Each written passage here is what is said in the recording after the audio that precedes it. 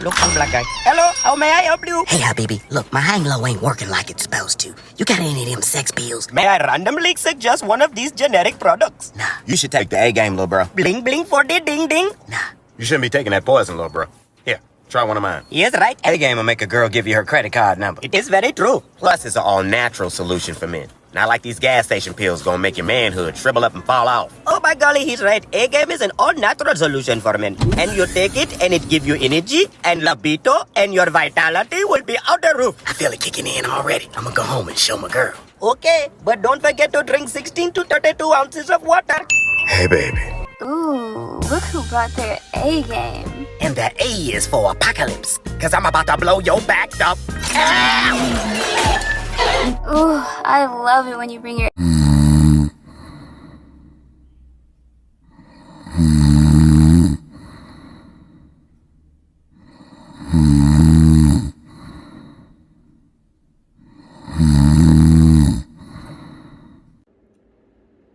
All right, gentlemen, it's 8 after 1, and I'm gonna need you guys to fall in. Much love to the new subscribers and old. I want to say much love to you guys helping to grow this channel as intended. And I want to say much love to Platinum Queens West. Much love to my family over there. The madmen at Why You Mad Son Radio. Love you guys. And definitely 5150 Nation. Shout out to the chat room goons and the nation out there. More importantly, I want to say much love to the A-Game Nation, the A-Game family. And this one's for you guys. So, looking at the title, you already know what it is. Sign language, the other side of the game. Now, easily I can go on the edgeless empresses or oracles who use this tool unceasingly. It is basically to shatter men, not just externally, but mainly internally. That's where you do the most damage. But I want to talk about sign language as refers to as these male gynocrats, both covert and overt. But let me break down sign. Sign is shame, insult, guilt, and the need to be right. See, male gynocrats tend to use this too, and really, a lot of them tend to make a lot of money doing it. But we'll get to that in a minute. So first and foremost, we're going to talk about shame. Shame is an internal weapon, mainly. It's used as a measure of projection, used to make you feel less than, to approach things in an underwhelming fashion, to not be your better self. And if you allow shame to manifest in there, especially in this abusive context, that lets you know how spiritually bankrupt or poor you as the individual target is. Now, as a soldier, we're supposed to be held accountable. However, in the service, you do have shitbirds out there. You have individuals who still wear the colors and whatnot, but they're not living to their full potential. You know, they're not using their billet or position to not just grow, but sometimes they use it to obstruct. Now, in this context of this platform and many similar like it, that's why you have the difference between content creators and conflict creators. Conflict creators use shame to keep you at a certain level, because most times they're projecting the level of spiritual bankruptcy they express within themselves. So they're going to find any easy target out there. That's what shame is used to do. And the thing is, in using shame, you have to understand that that's an admission of guilt, which I'll get into.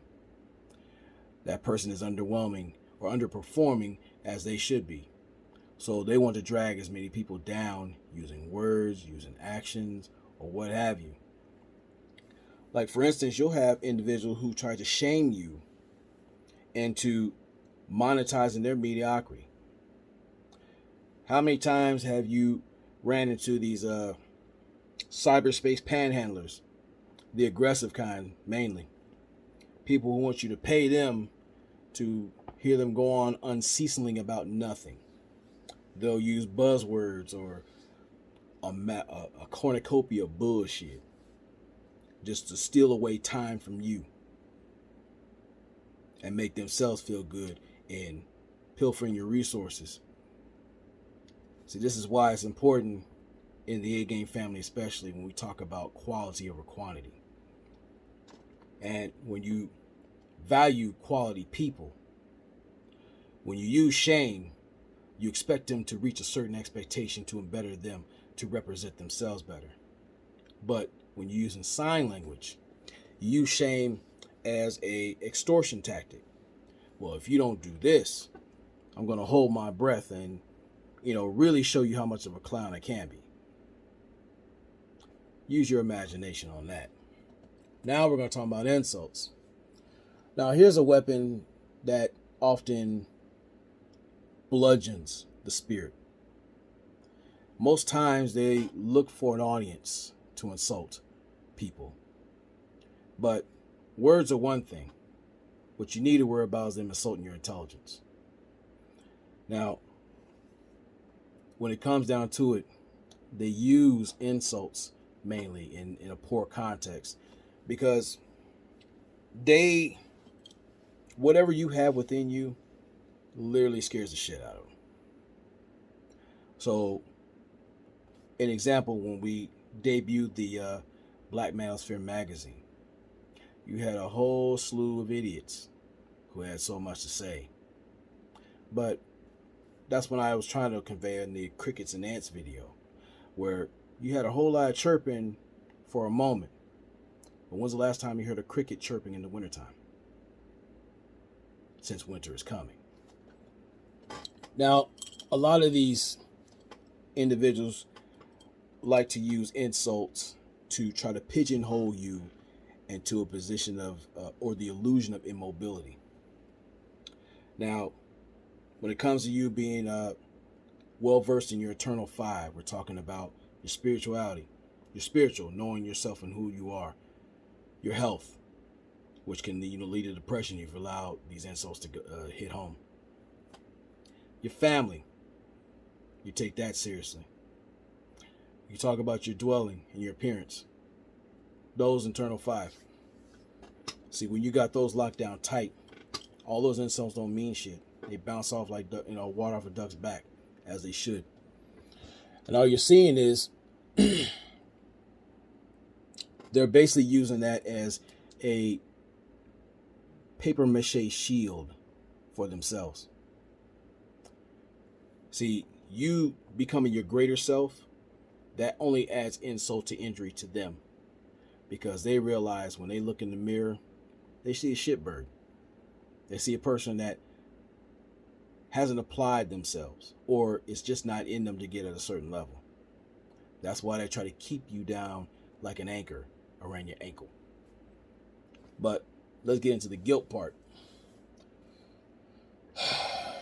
When it comes to guilt, that's a broader sense of projection. When you got guys out here who try to guilt you into gratuity, you got guys to guilt you because you are not a slave to depreciating assets. They call you a poor righteous teacher. They call you all these things. They'll use any kind of means to keep you away from looking at yourself and seeing greatness unrealized. See, as men, we talk about being about forward progression and progress. Spiritual assessment, spiritual correction is not going to be easy. And the thing is, when you have guilt in that constant throw your way, you take ownership of who you were, what you are now, and what you're destined to be. So that's why we tell people to run your own race. You don't worry about what another man's pockets look like. Now, if you have a respective trade that commands a certain salary, that's cool. All that matters is, if that's your profession, is that what you love, if that's your passion, then so be it. Do your thing. That doesn't make you less than a man. However, when you're a human depreciating asset or asshole, all you know is the external. Because in here in the eternal, it's already been foreclosed or bankrupt. Your spiritual credit score is in the trash. And you see that in how they carry themselves and what they say about you. These individuals tend to be narcissistic or arrogant when they're really trying to overcompensate of the vacuous hole they call a soul. Now, let's get into the need to be right. Now, this is the most interesting one because it's amazing how a lot of these individuals who appear to got it all, they will set these barriers, these obstacles, these boundaries to where you can never hold them accountable for the bullshit they say, stand on, or promote. They make it difficult for you to question them. You know, all the things that you would expect out of a respectable leader. Because in the Marine Corps, what I've learned, great leaders create great leaders. Whenever there was an issue, you need clarity on something, they make platforms available to, like, you know what? Hey, I'm going to invest my time, information, and knowledge in you. Matter of fact, it is my mission to make sure you learn everything you can from me. And I put you in a better position to be better than me. That's the way we're supposed to pass the baton. In a way, that's a rite of passage. That's establishing SOS. That's establishing the 4 T's, if you think about it. And the 4 P's. A lot of things that men were meant to do. But when you're a conflict creator, when you're an individual who is a slave to superficial bullshit, you'll be spiritually pulled to and fro.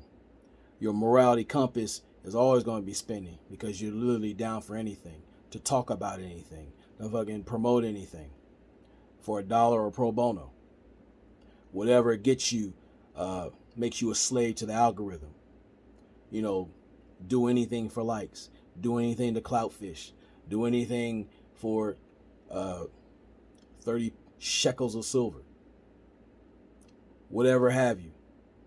When you don't know your worth spiritually, when you're not rooted right here, you're open for anything. All it is just haggling for price. See, when you got males who use sign language, and we'll go over it again: shame, insult, guilt, and the need to be right. When they exercise those things against you, you understand what you're looking at. You're looking at a lot of broken individuals. Now, you might not be financially sound as you need to be, but that's something you can fix. But this internal work, what they're showing you is outright cowardice. This is why I say the phrase untuck your nuts. I'm mainly addressing the individuals who cling to using sign language, worrying about imagined or established haters. See, the thing is, you can build an orphanage in every major city, 3 on each side of town. You're still going to have a goofy motherfucker who has something to say about it. Your job is not to worry about the goofies in the peanut gallery. Your job is to worry about putting weight on your name, making sure you live full and die empty, making sure that you establish a legacy that helps you extend your name beyond your expiration date. We're finite creatures. But the thing is, you can never rent or lease spiritual fulfillment.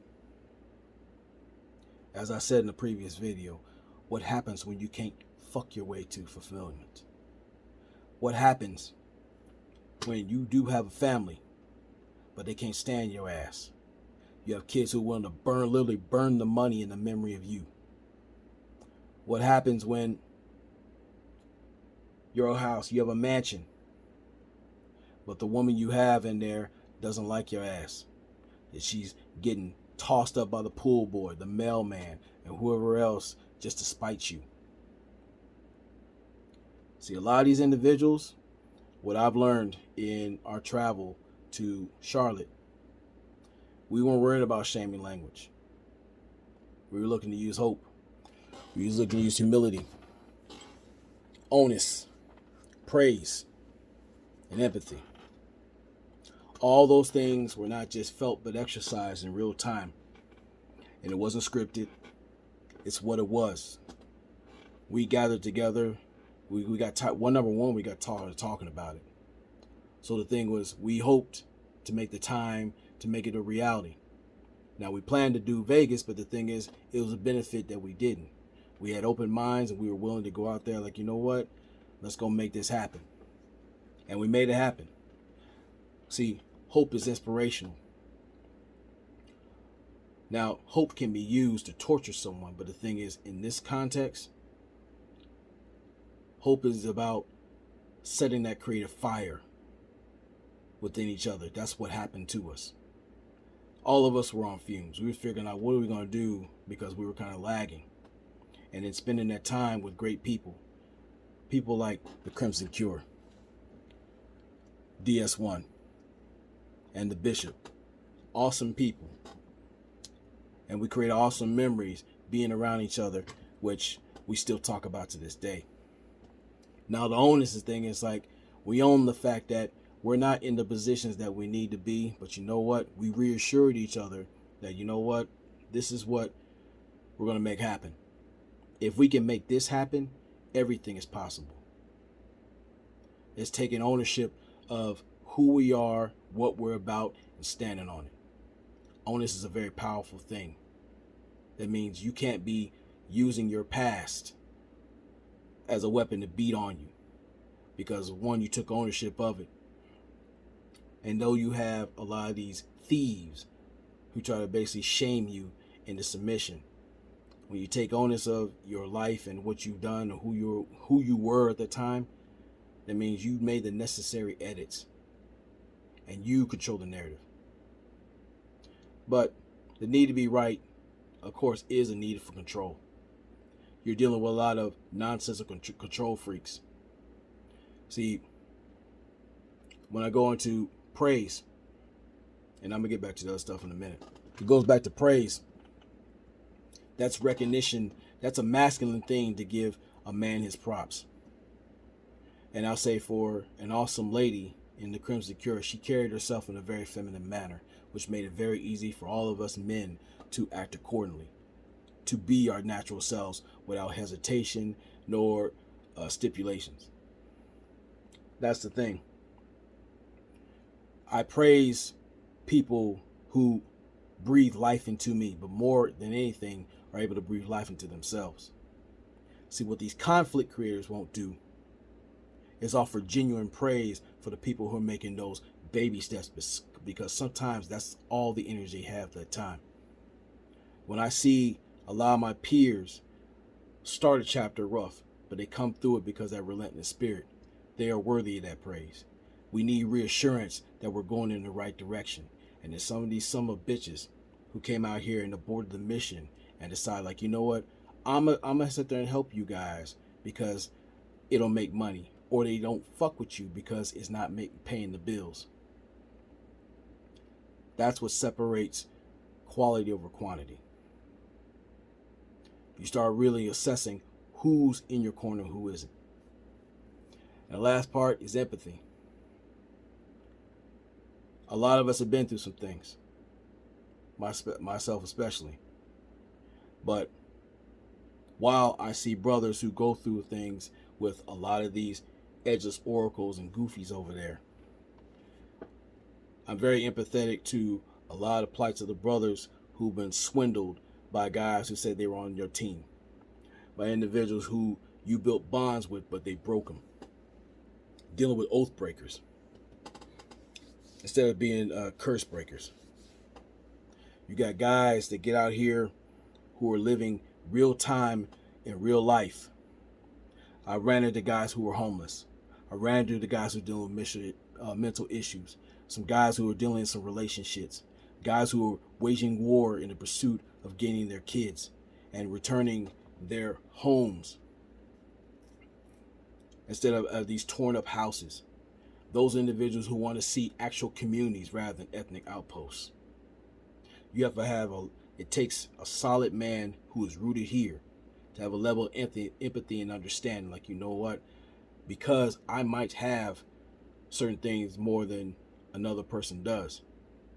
It's a very powerful gift to give. If it's not monetarily, which I salute my peers who don't have to beg for monetary support.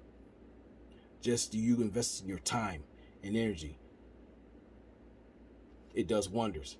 Now, it's amazing that you have people who will pay top dollar just to be on an intellectual level, to have someone piss on their face and tell them it's raining.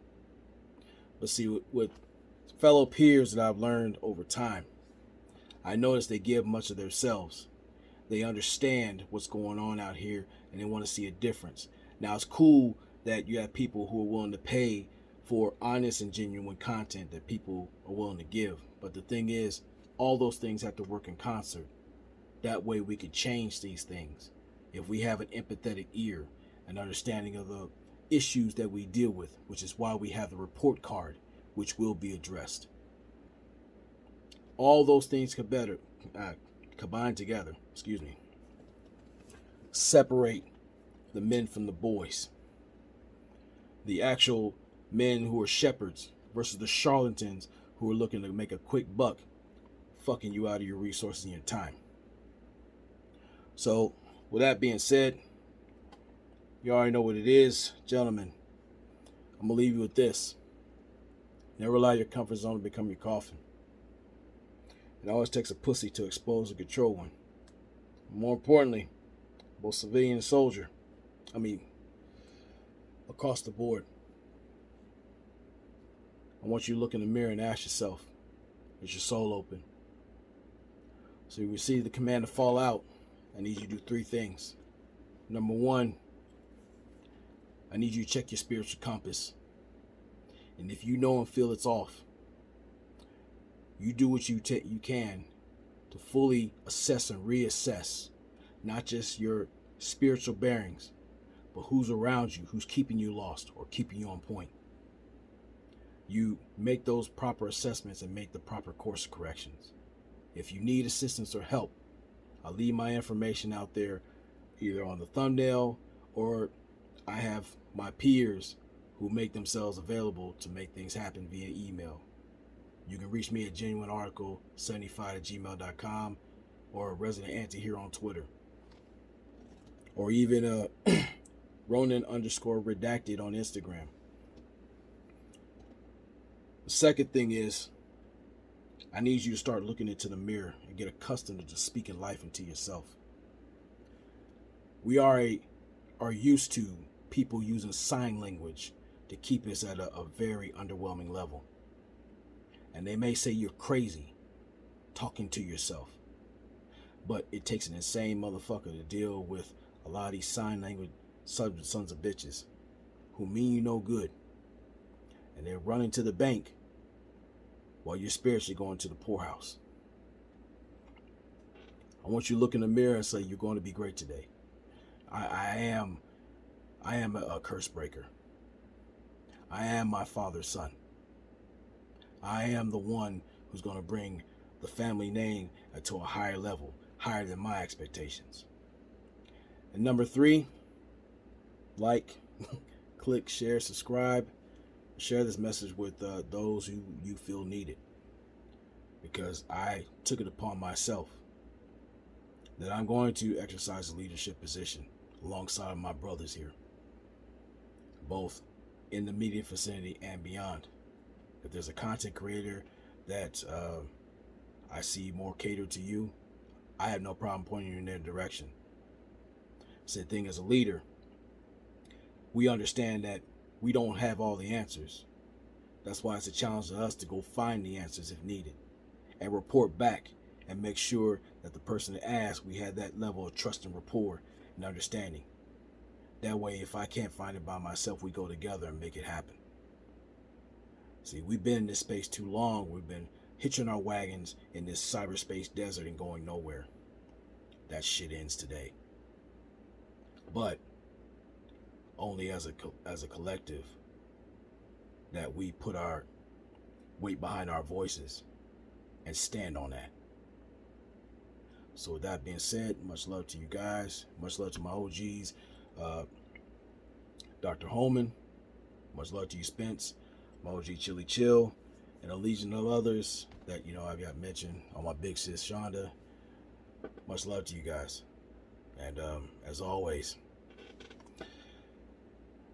we are the Curse Breakers. It's our time. Semper Fi. Fall out.